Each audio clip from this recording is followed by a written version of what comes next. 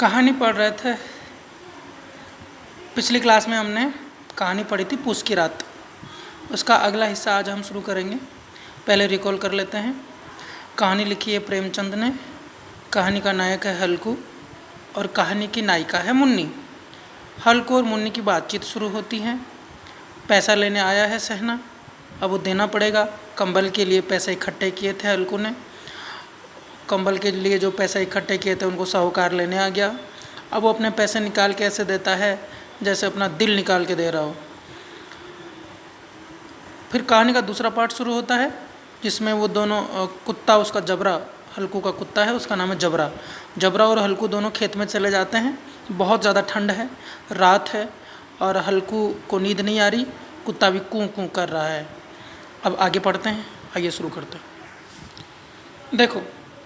देखा था हमने पिछली क्लास में कि हल्कू बोलता है कि अगर मैं पैसा नहीं दूंगा तो वो गालियाँ देगा। क्या मैं गाली खाऊं? तो इससे अच्छा है कि मैं पैसा ही दे दूं। तो जो 3 रुपए इकट्ठे किए थे बड़ी मुश्किल से कंबल के लिए, ताकि वो खेत में अपना रात का टाइम, ठंड का टाइम निकाल सके, तो वो देना पड़ता है कर्जदार को, साहूकार को। तो ये कहानी हमें बताती है कि आज से अंग्रेज़ों के वक्त में जो किसान की हालत थी, लगभग वही हालत आज भी है। किसान कर्ज के तले दबा है और खेती एक फ़ायदे का सौदा नहीं है। और एक काम की बात इसमें जो है वो आप नोट करो। इसमें लिखा है, आप देखो बीच में पैराग्राफ में, मैं कहती हूँ तुम क्यों नहीं खेती छोड़ देते। मुन्नी बोलती है अपने पति से, मर मर कर काम करो, उपज हो तो बाकी दे दो। चलो छुट्टी हुई, बाकी चुकाने के लिए ही तो हमारा जन्म हुआ है। पेट के लिए मजदूरी करो, ऐसी खेती से बाज आए। मतलब कि इसमें क्या है, काम हम करें और मज़े दूसरे लोग लें। हमारे तो कभी कर्ज ही नहीं चुकता। ऐसी खेती से तो अच्छा है कि खेती छोड़ दो। मतलब खेती फ़ायदे का सौदा नहीं था तब भी और आज भी, और किसान खेती छोड़ रहा है लगातार तब भी और आज भी। यही कहानी की प्रासंगिकता है। आगे देखते हैं। हाँ,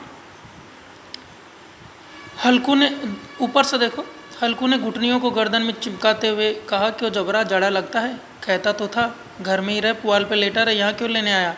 अब देखना ठंड लग जाएगी तुझे। अब ये कुत्ते से बात कर रहा है।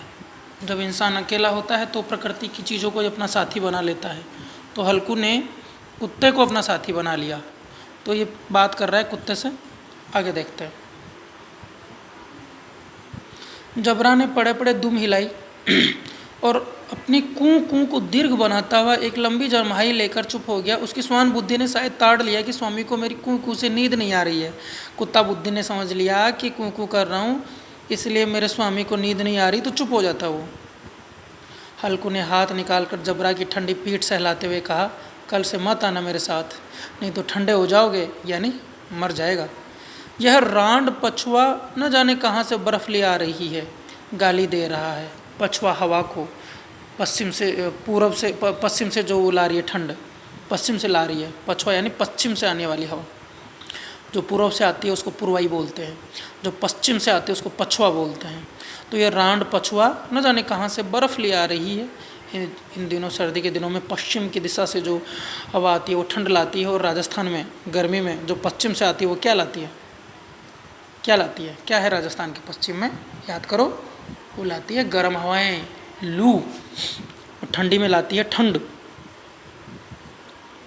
जो उत्तर से आती है राजस्थान में वो ठंड लाती है। ये कहानी है उत्तर प्रदेश की। तो यहाँ जो पश्चिम से हवाएं आ रही है हिमालय की तरफ से, वो ला रही है ठंड।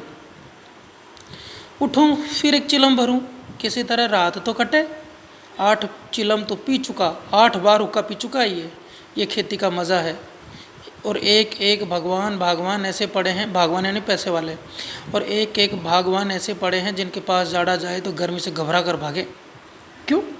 क्योंकि उनके पास मोटे मोटे गद्दे हैं, लिहाफ हैं, रजाई है, कंबल है। मजाल है जाड़ा गुजर जाए, वहाँ तक पहुँच जाए। तकदीर की खूबी है, मजदूरी हम करें, मज़ा दूसरा लूटे।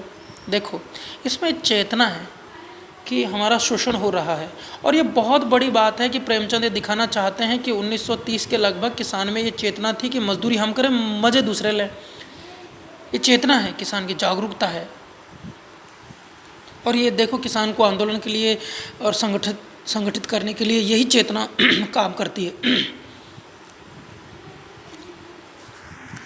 हल्कू उठा और गड्ढे में से जरा सी आग निकालकर चिलम भरी।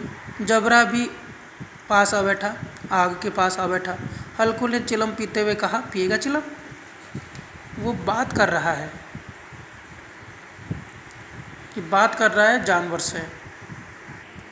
और अक्सर ऐसा होता है कि जब इंसान अकेला होता है तो वो अपने प्रकृति के आसपास की चीज़ों से ही बात करने लगता है। तो ये पूछता है, पिएगा चिलम? किससे पूछता है?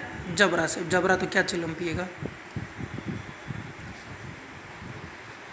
हाँ, जाड़ा तो क्या जाता है, हाँ, मन बहल जाता है। जबरा ने उसके मुंह की ओर प्रेम से छलकती हुई आंखों से देखा। दुनिया का सबसे वफादार प्राणी होता है कुत्ता, मालिक के लिए जान दे देता है। हल्कू, आज और जाड़ा खा ले, बोलता है हल्कू। आज और जाड़ा खा ले, कुत्ते से बोलता है। कल से मैं यहाँ पुआल बिछा दूंगा। जो फूस होता है ना, उसको पुआल बोलते हैं यूपी में। उसी में घुसकर बैठना, तब जाड़ा नहीं लगेगा। जबरा ने अगले पंजे उसकी घुटनियों पर रख दिए और उसके मुंह के पास अपना मुंह ले आया। हल्कू को उसकी गर्म सांस लगी। उसके पास चिपक गया वो कुत्ता। चिलम पीकर हल्कू फिर लेटा और निश्चय करके लेटा कि चाहे कुछ भी हो जाए, अब की बार सो जाऊंगा। पर एक ही क्षण में उसके हृदय में कंपन होने लगा, ठंड लगने लगी, कांपने लगा दिल। कभी इस करवट लेटता, कभी उस करवट पर। जाड़ा किसी पिशाच की भांति उसको छाती को दबाए हुए था, मानो कोई राक्षस, कोई पिशाच, कोई प्रेत छाती पे बैठ जाए, छाती को दबा ले। वैसे ये सर्दी थी जो उसको दबाए हुए थी। जब किसी तरह न रहा गया तो उसने जबरा को धीरे से उठाया और उसके सिर को थपा कर उसे अपनी गोद में सुला लिया। कुत्ते को अपनी गोद में सुला लिया कि थोड़ी सी गर्मी तो मिलेगी। कुत्ते की देह से न जाने कैसी दुर्गंध आ रही थी। आएगी, कुत्ता नहाता थोड़े ना, पर वह उसे अपनी गोद से चिमटाए हुए ऐसे सुख का अनुभव कर रहा था जो इधर महीनों से उसे न मिला था। किसी को अपने गोद में अपने पास चिपकाने का सुख है, उसका मज़ा ले रहा था वो। जबरा शायद समझ रहा था कि स्वर्ग यहाँ है, और हल्कू की पवित्र आत्मा में तो उस कुत्ते के प्रति घृणा की गंध तक न थी। इतने पवित्र भाव थे कि वो कुत्ते से घृणा नहीं कर रहा था। अपने किसी अभिन्न मित्र या भाई को भी वह इतनी ही तत्परता से गले लगाता। अब देखो कुत्ते से कितना प्यार है, जितना भाई से होता, जितना मित्र से होता। वह अपनी दीनता से आहत नहीं था कि मैं गरीब हूँ इसलिए कुत्ते से चिपक के मुझे ये रात गुजारनी पड़ रही है, गर्मी लेना पड़ रहा है। जिसने आज उसे इस दशा तक पहुँचा दिया, इसलिए वो अपनी दीनता पे, अपनी गरीबी पे दुखी नहीं था, आहत नहीं था। इस अनोखी मैत्री ने जैसे उसकी आत्मा के सब द्वार खोल दिए थे। उसका एक एक कणु प्रकाश से चमक रहा था।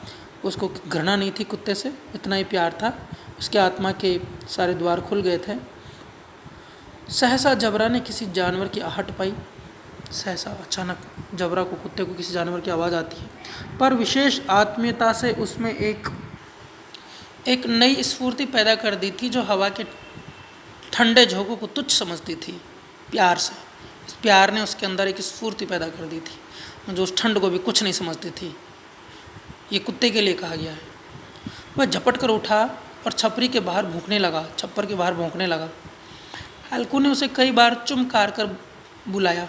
बुलाते हैं ना कुत्ते को, चुमकार, आजा आजा, ऐसे करके, वैसे ही उसने बुलाया चुमकार कर, पर उसके पास न आया। हार में यानी खलियान में चारों तरफ दौड़ दौड़ कर भूखता रहा। एक क्षण के लिए आ भी जाता तो तुरंत ही दौड़ता। कर्तव्य उसके हृदय में अरमान की भांति उछल रहा था। कर्तव्य था कुत्ते का कि वो अपने जानवर की खेती को बचाए, और ये अरमान की तरह उछल रहा था कर्तव्य की भावना। कहानी का ये दूसरा पार्ट भी ख़त्म है। हमने देखा पहले पार्ट में कि मुन्नी और हल्कू दोनों बातें करते हैं, इतने में साहूकार आ जाता है और जो कंबल के लिए पैसे इकट्ठे किए थे उनको ले जाता है। बहुत दुख होता है, और उसकी पत्नी मुन्नी बोलती है कि खेती छोड़ दो, इसमें कुछ फ़ायदा नहीं है, इससे अच्छा है कि कहीं मजदूरी कर लेंगे और खा लेंगे। दूसरा पार्ट शुरू होता है।